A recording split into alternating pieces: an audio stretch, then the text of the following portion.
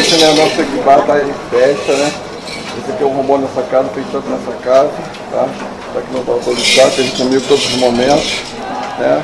Família é aquilo, né? A gente briga, a gente se ama, chegamos até aqui, tá, meu filho?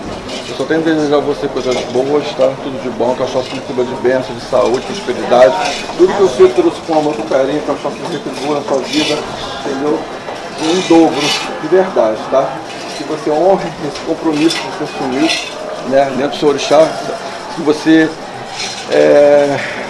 confirmou, né, meu filho, os seus votos, mais uma vez, perante o seu orixá, tá? Nessa obrigação, tá? Que o Senhor dos Reis seja muitas coisas boas, de vida, para sua família, para sua casa de santo, para os familiares lá fora, entendeu? Para todos os seus irmãos que estiveram aqui, que foram muitas noites, a gente ralando até 4 horas da manhã, precisando trabalhar, entendeu? Como em qualquer outro lugar, entendeu? Nem mais nem menos, foi o necessário que o santo pediu, tá? E que você dê valor a isso tudo, tá bom, meu filho? Vida, saúde, prosperidade, Senhor Deus, tudo bom.